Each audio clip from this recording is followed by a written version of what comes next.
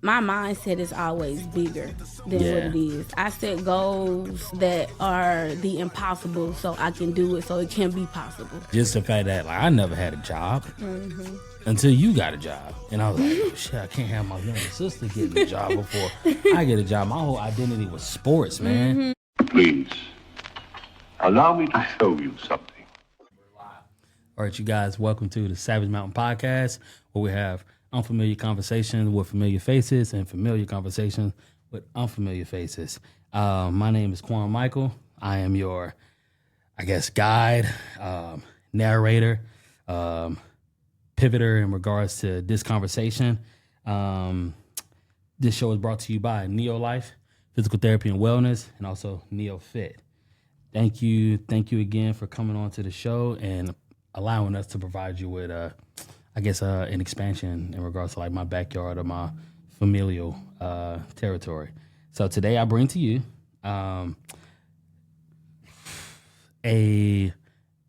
someone that inspires me, someone that's unapologetically her. I said it a few times about a few people, but I mean this from the bottom of my heart to the depths of my soul. This person is truly one of one, and she is everything positive in regards to loud and authentic and just her. I bring to you my sister, Shaquala Dion Mickel. Hi, everyone. Glad to be here, and it's Quayla now.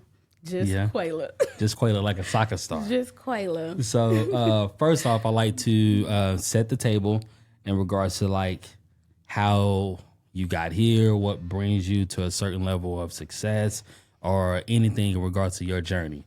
But today I want to set the table and saying is what makes you, the mother, the sister, the person, the student, the career choices that you've made. What has led you to this?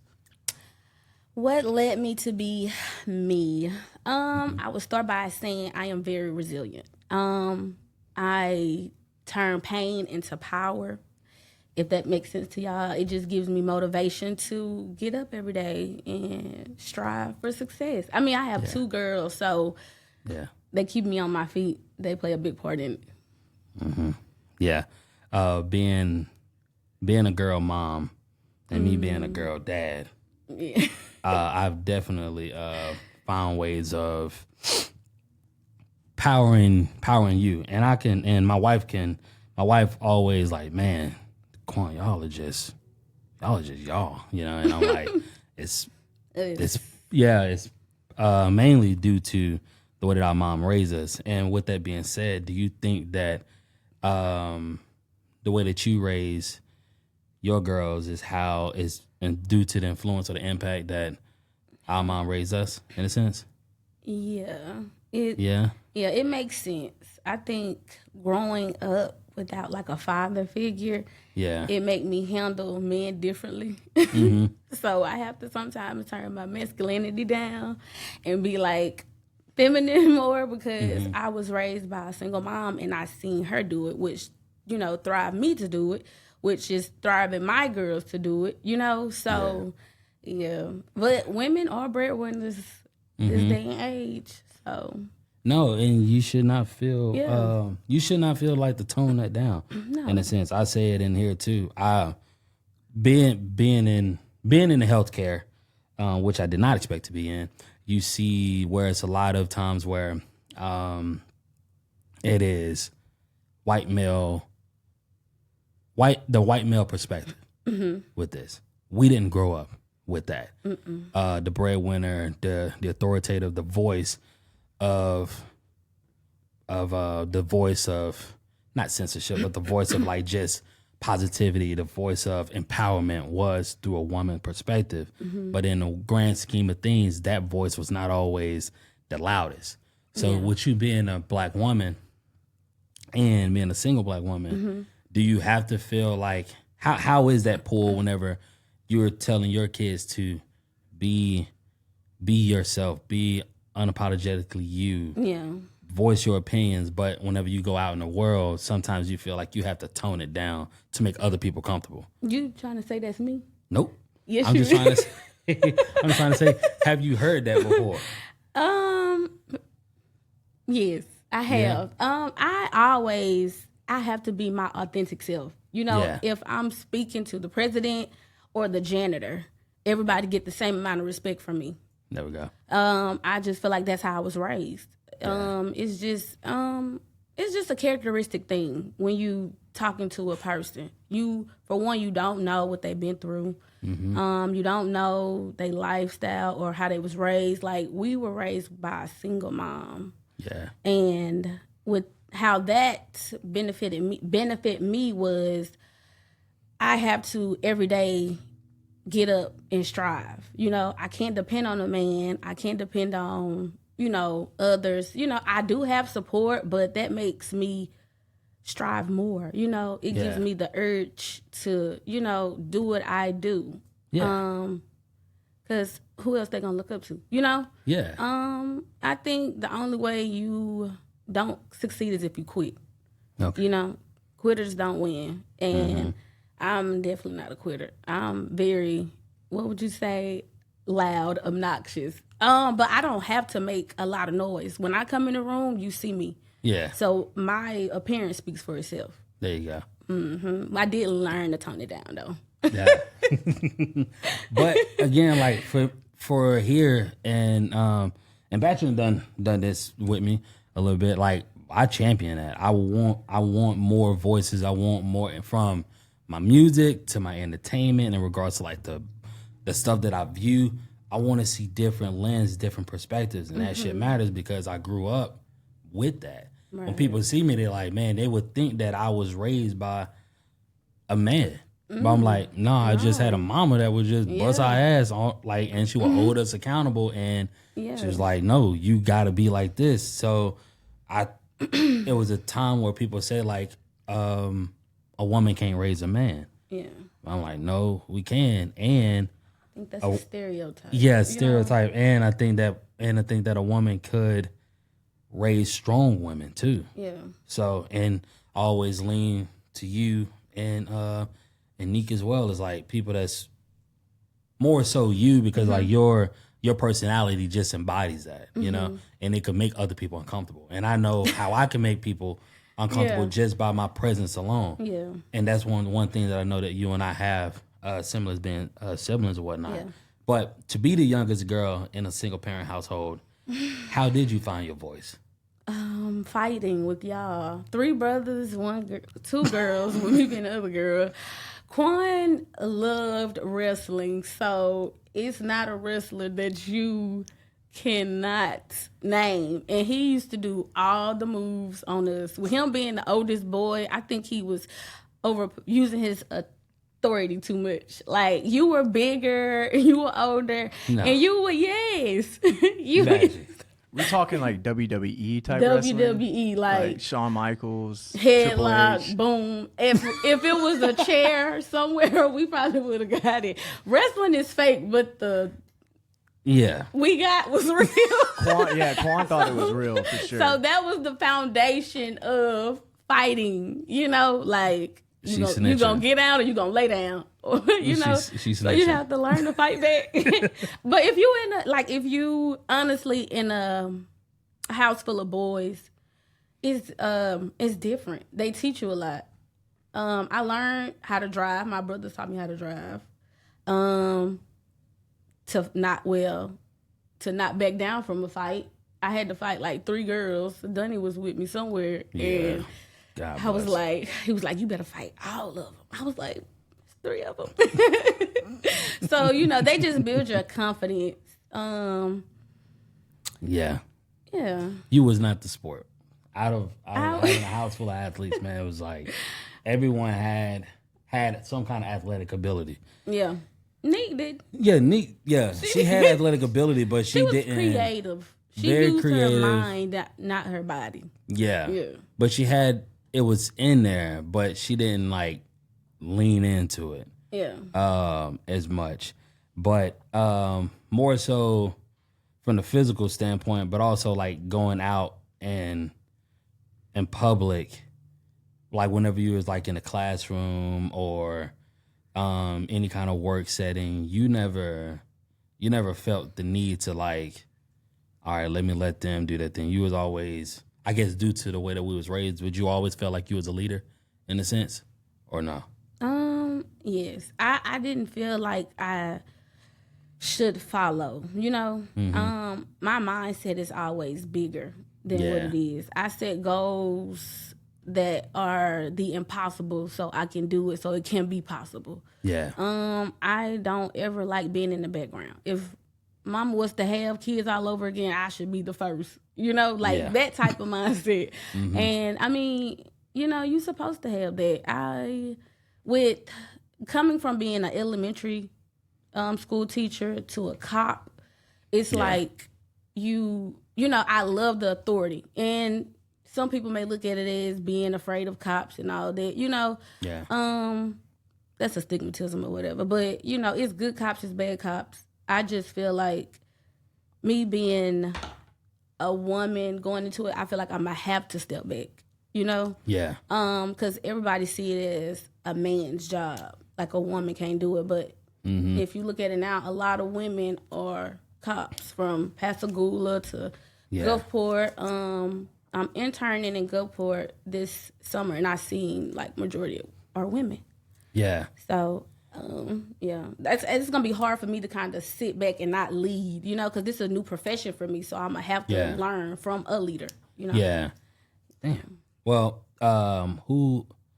with that being said, you kind of jumped the gun on me. Who has inspired you the most? Because you. Again, and you touched on it a little bit because you jump from, and you make these drastic ass jumps. Again, you go from an elementary school teacher to the police. Like who in their right mind like does that? Like it goes from like, you know, like from a video game, a rules video game, and you go from you play the lowest rookie level, and then you play it for like an hour, and you like, man, I'm about to go to the hardest difficulty ever. Like what? Who inspired you to give you the confidence to do that type shit? My son. Yeah. My son. God rest his soul. If losing a child, a mom, a dad, a loved one, period, you won't be the same person anymore. They tell you it's gonna be okay, and they tell you it'll get easier over time. It don't. You just learn to grasp to it, you know? Yeah. So my son did, R.I.P. to Rhytious. Yeah. He, after the accident, I just, you know, I wasn't myself. And when I went through the paperwork, I saw like how it happened. They had different accusations of how he died. And I was like, you know, so I had to go to the police station and get a police report, which they make you pay for. And who wants to pay for a police report after they just lost somebody? That was stupid.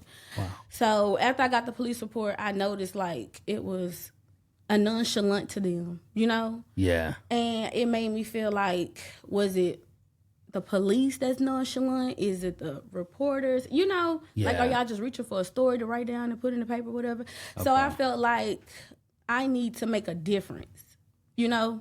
Gotcha. You have to be empathetic to stuff instead of sympathetic to situations that you don't know about, you know? So if in any kind of case somebody lost a loved one and I'm the officer on duty, you know, I can emphasize with them. You know, I could lead them down the right path.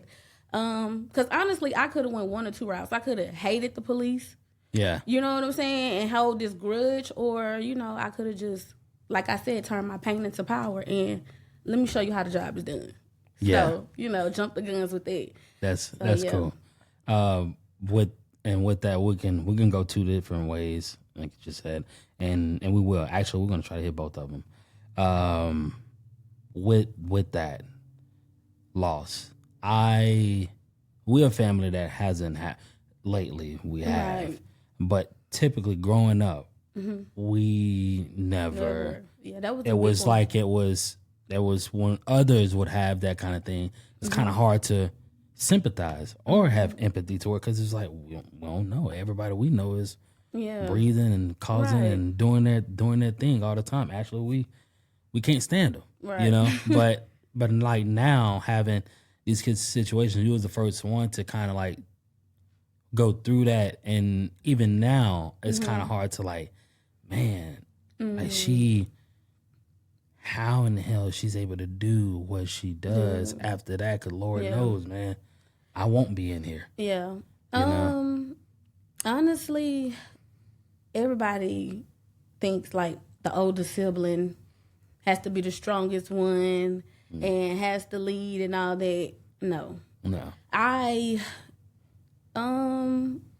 chin up, chest out, because I felt like I can empower this pain and show y'all with, you know, you being an older brother that you can conquer anything. Yeah. If it don't kill you, you can do it. Yeah. And that's just how I live every day. You know, people die. I mean, that's, you know, humane. But I think it's more difficult that the absence of a person. You know, I think that's what hurts the most. But being strong for y'all was one thing that kept my head on a swivel. Yeah. Yeah. And that's the thing. And I say this, honestly, you venturing into law enforcement is kind of how I've got into this even more, because I saw how nonchalant and how it was just plug and play, copy and paste. The soul, it was soulless, just about, you know. And when people come in here, and you know what our mom does is like, she could be in some of these facilities and people don't care. Don't care. So how can I make an impact and be a representation? You know what I'm saying? Because no one can go through what you went through, and then no one's gonna have, when someone comes in these facilities and see a representation of like, oh, all right, that looks like me. I know what this is. Like, I can bring that, and then I can bring a level of like just empathy. Yeah. You know, toward the situation. So that's crazy. I didn't know that what drove you into law enforcement. Yeah. And that's the same thing that drove me into healthcare. Yeah. Because people think that it's just like, oh, you just want to work people out. No. Like I was working people out in the kitchen at our house or whatnot, just trying to find some way to like get something going or whatnot. But like, no, mind, being body, here. and soul. Yeah. And that's what, and I think that I guess it's just a foundation of, we just have the DNA to just want to help people. Yeah. And how we go about it is just, you just good people just helping good people and caring. Yeah. I had some stats out here that I thought was what kind of drove you, because we're both the product of our fatherless homes, and how unrightful, or I guess jail incarceration rates in the United States are 5 and 8 times that of different countries, that being France, Canada, and Germany. And imprisonment rates in Mississippi, Louisiana, and Arkansas are nearly 50% above the national average. It is a lot of unjust, or I guess big disparities in the way that people are like put into the judicial system or imprisonment or whatnot. Yeah. Would you say like, in our dads, well, not our dads, but like people that we know that are product of being in jail for a significant amount of time for like small things. Yeah, it's really sad, but a lot of the overcrowding of prisons and jails is from racial disparities. You know, or they prejudge you. They, you know, before they know you. And then with a black man and a cop, it's like they already intimidated by your essence. You know, your strength, your figure. They they want to show you that not all cops, but some. They want to show you that they are in control. Yeah. You know, overuse their authority. So a lot of overcrowding of jails, of prisoners, they are in there for racial disparities and small petty misdemeanors, you know, little stuff. But It's crazy because the crowding of jails is a lot, and we only have these many officers. You know what I'm saying? So it was a stat, not to cut you off. There was a stat that was out there that said if they start now correcting the overcorrection or whatnot, overcorrection, it'll get up to the only way they could find like balance would be 2098. If they finally start taking people out or start balancing out the racial disparity that is in these prisons, it'll be 2098, and here it is 2025. Yeah. Are you someone like that's going into law enforcement, or you feel like you built to start that task and help that? Yeah. I feel like with the ratio being what it is, you know. Yeah, it's 1 in every 3. Yeah. One in every 3 black men. So like that's crazy. That's it's to me. But I think the most Batcher, did you know that? I didn't know that. No, I had no idea. Well, damn. Mainly everybody people in prison are like Hispanic, Black, you know, who have poverty, who don't have enough money for an attorney, who are in there for petty misdemeanors, who are in there for racial disparities. I feel like if you get them people out of jail, the ratio will change significantly. You know, it'll be like probably half of the jail. You know, it's that bad. But yeah, I mean, like what you been, because you can speak more to it than we can. I mean, like I could go through off the experience, and I'm someone that's heavily into the experience or whatnot. Not that I've been in jail, but we've had enough familiar interaction with people that's gone down that path, you know, and it's supposed to be a rehabilitation, but is it? No, is it? No. That's where the system falls weak at. They do not have rehabilitation. I don't know the word. Because some people are mental and they don't know, you know, like how we know. Yeah. So there's that, and some people just, you know, had a hard life and just made a mistake, and they need, you know, reassurance and guidance. They fall short with rehabilitations, and that needs to be, you know, said, heard, and done. Yeah. Yes. What is it? What is like some of the things that you like from the education alone that you garnered and the interactions? Because wasn't it something that you wanted to like get going for? What was it? Parole. Oh, yeah. So I speak a little bit on it. I had a chance. Well, I had to do interviews. Well, let me back up. I had to do a paper on somebody that was more higher up. So I had my attorney that I had reach out, and I actually did a interview with the assistant district attorney, and I had an interview with parole officer in Biloxi on Lemuse. The building is like really small. Yeah. And I went in, did a little tour. The bathroom that, you know, they go in, take the drug test in, the officers have to use that one too. Like it's really that small. And I feel like with the work and the work ethics that these people put in and go through, that building should have been tore down. It should have been fixed. It should have been, you know. Yeah. You know, it's like when you come in here and you just say, this is the building.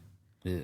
And this is your part. You know, you get a half of this. I put in too much work to get a half a desk, you know? Yeah. And it's it's a million parolees outside, you know, and it takes longer because the building is smaller. You don't want to overcrowd it, and you know, and then it's cold. These are still people, you know, people, and they just, like I said, made a mistake, and they coming in checking in for you know, their daily routines, and it's just too small, and I feel like the building should be fixed. I'm working on that. Yeah, so like stuff, and you're not just talking about working with the prisoners. You're talking about the people that actually work the parole officers. The parole officers. They have to share a bathroom with the parolees, which is crazy. Yeah, all right. So like what is the job of a parole officer? A parole officer and a probation officer, they the same. Parole is, don't quote me, but I don't want to get them mixed up. Okay. Is when the offender comes home and he, did his time and he checks in once a week or whatever. Yeah.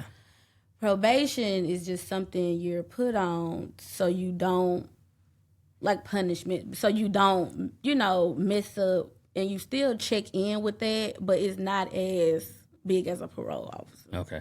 So these are terms that I've heard all my life, but it's not something I'm like, all right, what does that actually mean? Yeah. I know like the facial expression people have whenever you say it, but I'm like, but what does it mean? And again, it's like, and to actually give you a little bit of insight, man, we've growing up in Louisiana and even coming here, like we've seen a lot, Yeah. We've seen a lot. We've done little, but we was able to experience it. But the thing is that separates us in a sense where we're able to experience and change. And she said it beautifully. Turn pain into power, and try to provoke thought, but lead others from a path that's not from what they walked in. I'm able to do. I'm very well aware that what I do or what I've seen outside of these walls, nobody else has, and that don't mean that they should either. But we can have a perspective and a level of insight to them to be like, hey, we can go this way, or we can do this and do this because, like, I've done X, Y, and Z, or I've seen X, Y, and Z, and it come with a level of empathy where typically someone that's seen all the stuff that we have wouldn't have that. It'll be brought with a level of like insecurity for someone if they see us, or they would assume that we have some level of ignorance in the education or to speak properly or sound out all your letters and stuff like that. We're able to do that well in spite of the background or where we come from and what we've seen. So I'm proud of you. Thank you. I love you. Thank you. I love you too. Yeah. Yep. This is my sister. My sister. Well, again, we just keeping it easy here. And with that being said, do you feel? I'm gonna have a little fun. I see you on Snapchat and Instagram or whatnot. So she spazzes out, bro. She crashes out sometimes. So again, like it's what I call Kanye West said it best. It's a sophisticated ignorance, right? This ensemble that she has right in front of you. This is sophistication. This is her, but there's a dab of ignorance in there. Snapchat. And so with that being said, do you feel as though women today are afraid to be alone and they settle? Oh, yes. Yeah? Insecure. Desperate. She was quick. Very quick with that. Yes. Very quick. Okay, so I'm going to just off topic for a minute. Do anybody know a fat man that's broke?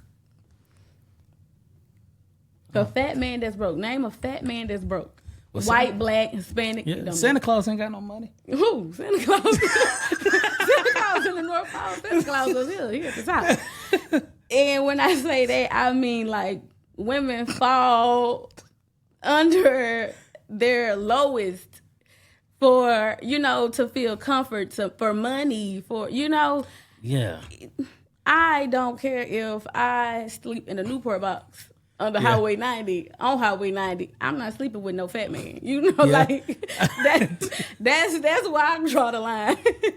That's why I draw the line. That sounds very specific. I'm trying to be. This is the authentic me. Yeah. Besides all the questions, I'm gonna give you the real. All right. So why do you feel like women settle? No father figure. Yeah. I feel like no father figure, that plays a big part. You could go good or bad, you know. I feel like a lack of motherly parenting too. Yeah. Like with a great mom comes a great person, because like you said, you didn't have a dad, and you came out to be a really good dad. You know, really good dad. And I just feel like women need to suppress that it's okay to be alone. It's okay. You know, sometimes that peace, when you're really bored, that's the peace you need. You know, like a peace of mind. Instead of trying to run and get a piece of change from the fat man. You know what I'm saying? Reevaluate yourself, sis. We got it. We the breadwinners. Yes, indeed. Yes. So you talking about like, so the confidence and being just a strong, powerful woman. You need to see more of that. Yes. And there's a lack of. It's a lack of it. A lot of times people like been feeling like it's been an attack on masculinity, but you feel like it's been an attack on like you have on both. Strong women. Yeah, you have both. You could either be, but that plays a role. Dads, get y'all kids. Deadbeats, take care of y'all kids. Dads, take care of y'all daughters. You got the lack of dad, that's the topic. You go one way, which is the masculinity woman. You go another way, the insecure, depressed, woman. And what you want is you say it. A feminine woman. Yeah. You want a feminine woman. You don't want your woman to be too feminine, like too masculine. I'm gonna open the door for him. Just imagine a woman hitting her husband on the butt. That's all right. Like, hey, Kate hit you on the butt. I mean, she acknowledged it. I'm there. I'm saying, she like, said you've been squatting. I'm in there. Okay, do she open the door for you? That's. If she get there before I do, I'm a slow walker. You trying to cover it up. Okay, that's the masculine. The depressed, like insecure women, I think is more of they need to find themselves. Okay. More women empowerment needs to be done. A lot of women are in competition with each other for buddy. A nothing. Go ahead. Nothing ass nigga. Yeah. I don't want to say the word. But it's like that, you know what that is? That's what I'm out. I mean, that's just what it is now. Like this the trash bag ass man.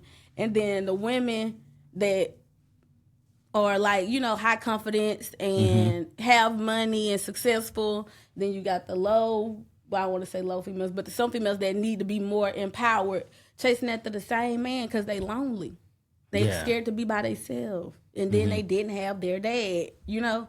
But I don't know. I think my mom gradually showed me that you that bitch. And shout out to hey mom. I love you. That's like my backbone, Yeah. And I think a lot of women did with the lack of a mom makes a trouble. Yeah. I thank God I had mine. Okay. Yeah. Well, with the talk of being mom, since becoming a mom, what has been the biggest reward? I got this still nice body. The reward of being a mom is endless. I can go on and on. Please do. I changed. I stopped fighting. Instead of putting y'all in the headlock, I'm starting putting y'all in handcuffs. There you go. I found myself, by myself, my kids showed me what real love is, unconditional love. And I think when you've been loved properly, you know how to properly love. Yeah. So that goes a long way. Yeah. Shout out to those moms. Yes, it's indeed. a beautiful thing. That's good. All right, so we'll cap it off with this. We'll play a name game. And I'm just gonna throw a name out there and you just tell me what does that mean to you. Okay? A name? Yeah. Just throw a name and we're gonna and you just tell me. I don't care how long you take, You just let me know what does that name mean to you, okay? All right, here we go. Franklinton. Poverty. That was quick. All right. Okay. Naomi. Strong. All right. And that's it. I ain't got. I'm gonna say one way. You can go more, but if that's strong, resilient, compassionate, ambition, dedicated, motivation, loving, caring, big heart, great name. It's an amazing name. Mm-hmm. I'm still gonna be the favorite. Yeah, you was a kiss ass naming your baby after mama. No, it wasn't bad. Yes, you was. That was a kiss ass move. But we let you have it. When you love your mama, you love your mama. She would have loved the baby either way, man. Right, Yes. right. I ain't have to do that. He stretched that. We said, All right. November. Quayla. Cucumber. That's my birthday. All right. Sarissa. Aunt. It's a lot. I don't want to repeat the same thing I said, but I mean, encouraging. yeah. Mm-hmm. Just be honest. Be you. Be you. All right. Last one. Caveman. Where get these names from? Did you do a background check? Half a man. You was here some, and then you wasn't. And that's it. He might watch this. Hopefully he do. Please like and subscribe. Yeah. So, and I wanted to end there, but I just have to just a tad bit more. Give me more in regards to Rhytious. Like, tell me, like, as what is the world missing out on? I mean, his name speaks for itself. Yeah. Virtuous, good, essence, lovable. That was unconditional love. Yeah. So, like, it's going to be hard for a man to come into my life right now because I lost a son. You think I give a fuck about losing a man? Yeah. You know? I mean, like, that's my pain into power. You know, I stand on what I say and I mean what I stand on what I say and mean what I say. Yeah. But with the 15 months I had my son, I wouldn't change it. You know? Yeah. God needed him more than I did. And yeah, I was very overprotective, you know, with him being the second grandson. We only got two, but it just came out. But missing out, I think we're missing out on a lot of laughter. Mm-hmm. You know, a lot of each and one of, you know, out of you, Dunny, and Day, like, together, y'all morphed into him. You know, this was Rhytious. Yeah. But I see a lot of him in love. I see a lot of him in love. Yes. Man, that's and for me, I didn't have, due to, like, and I could blame it on work, but I was just I wasn't there as much as I should. But it was around COVID, and it was around COVID, so it was everybody else. Yeah, everyone was separated in a sense, but but whenever you speak on him, and I say this a lot, people pass away 2 times, once physically, the second time when people stop telling stories about them. And you do an amazing job with keeping Rhytious alive, continuously present. You know, so it's like he'll never have that second death, since the fact that you keep him alive and you stay open and honest and courageous in regards to, like, doing that. Because again, like, it wouldn't be me. Yeah. I couldn't fathom losing one of mine, you know, because it's like, I always tell people, like, I may be the biggest, but you're the strongest one out of that. You the one that motivated, Like, just the fact that, like, I never had a job until you got a job. And I was like, oh, shit, I can't have my younger sister getting a job before I get a job. My whole identity was sports, man. And I was like, Mom was like, well, as long as you playing sports or you go to school. I was a professional student. I didn't know what the fuck I was going in there for, but I was just like, I'm going to just keep doing this so I could just, like, not go to jail or have to get a job or whatnot. I figured out along the way and just accumulating debt. But it's just... But she was one of those linchpins was like, man, I'm gonna go do this. I'm gonna do this. Man, I'm gonna do this. I'm like, well, damn, well, she steady moving like this. Well, I better find a way to get a car ASAP because I was about to be driving soon, dude. She's coming. Or like, man, I better go I gotta go get an apartment because I'm moving out. She moving out. She getting ready to move out. She was always one of those ones that's just like ready to roll, man. She's just always been driven and always just kind of just one step ahead. And it's just like, well, it's your younger sister. Like, she ain't moving like that, you know? She's moving more. So that motivated me. A lot of that inspired me. So whenever you lost Rhytious, it was like, it's almost like, well, if it's anyone, it had to be because you were just mentally just the strongest one. It would have broke anybody else, you know? And I'm so proud of you and I'm so happy for you. So the fact that you're taking on this new role and this new challenge that nobody expected you to do, and you just quietly, so to be so like loud and boisterous and confident in yourself, you make these big jumps quietly. Yeah. Like whenever you graduate, you're the second graduate in college, and it's just quiet. You just did it. Yeah. Get in the house. Just quietly. Yeah. Like just going about certain things with big pivotal or monumental things. Yeah. And now this next thing here, you're doing it quietly. Not now because you're on the Savage Mountain podcast and people are gonna like, subscribe, you know, click in, you know, and view in and see the greatness that you are doing. So that's a mouthful, but I just want to say thank you. I love you. Welcome. I appreciate you.